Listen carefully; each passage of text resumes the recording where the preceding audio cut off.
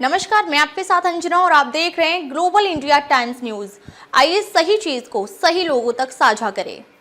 राजस्थान में एक चौंकाने वाला आर्थिक घोटाला सामने आया है, जिसमें करीब 1800 करोड़ रुपए की ठगी का खुलासा हुआ है। हैरानी की बात यह है कि इस ठगी का शिकार बनाए गए हैं हजारों कॉलेज छात्र, जिन्हें तेज कमाई का सपना दिखाकर एक बहुराष्ट्रीय फर्म जैसी दिखने वाली फर्जी कंपनी ने जाल में फंसा लिया। इस गंभीर मामले में अब राजनीतिक और प्रशासनिक स्तर पर भी हलचल मच गई है। जानकारी के मुताबिक यह फर्जीवाड़ा पिछले 2 साल से ज्यादा वक्त से चल रहा था और इसका नेटवर्क राजस्थान के अलावा देश के अन्य राज्यों तक फैला हुआ है। कंपनी ने खुद को नौकरी देने वाली संस्था के तौर पर प्रचारित किया और छात्रों को बताया गया कि वे उनके साथ ट्रेनिंग और काम करने बड़ी कमाई कर सकते हैं। इसके लिए छात्रों से रजिस्ट्रेशन फीस, ट्रेनिंग फीस और अन्य चार्जेस के नाम पर हजारों रुपए वसूले गए। छात्रों को डिजिटल प्लेटफॉर्म पर ऑनलाइन टास्क दिए जाते थे और हर टास्क पर इनाम के तौर पर पैसे मिलने का झांसा दिया जाता था। शुरुआत में उन्हें पैसे भेजे भी गए, जिससे उनका भरोसा बन रहा, लेकिन जैसे ही उन्होंने बड़े निवेश किए, पैसे वापस नहीं मिले। पीड़ित छात्र अब सामने आकर अपने अनुभव साझा कर रहे हैं और हजारों युवाओं ने सोशल मीडिया, स्थानीय थानों और छात्र संगठनों के माध्यम से अपनी शिकायतें दर्ज कराई हैं। इस मामले में राज्यसभा सांसद किरोड़ीलाल मीणा ने खुद हस्तक्षेप करते हुए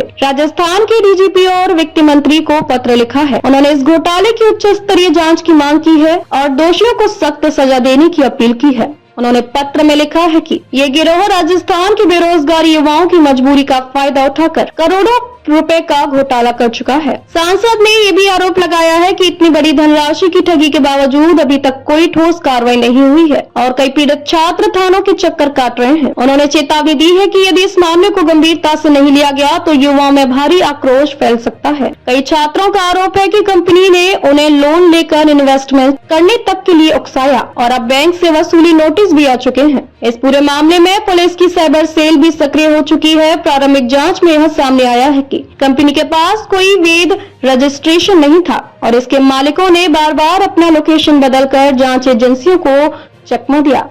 राजस्थान पुलिस का कहना है कि वे पीड़ित छात्रों के बयानों के आधार पर केस दर्ज कर रही है और जल्द ही इस घोटाले से जुड़े बड़े चेहरों का खुलासा किया जाएगा। इस घटना ने एक बार फिर यह सवाल खड़ा कर दिया है कि क्यों सरकारी तंत्र समय रहते डिजिटल फ्रॉड को नहीं रोक पाता और क्यों युवाओं को रोजगार देने की बजाय उनकी मजबूरी का इस्तेमाल कर उन्हें ठगा जा रहा है। सरकार और प्रशासन से अब उम्मीद की जा रही है कि वह इस मामले में कठोर कदम उठाकर न सिर्फ पीड़ित छात्रों को न्याय दिलाएगी, बल्कि भविष्य में ऐसे घोटालों को रोकने के लिए ठोस रणनीति बनाएगी।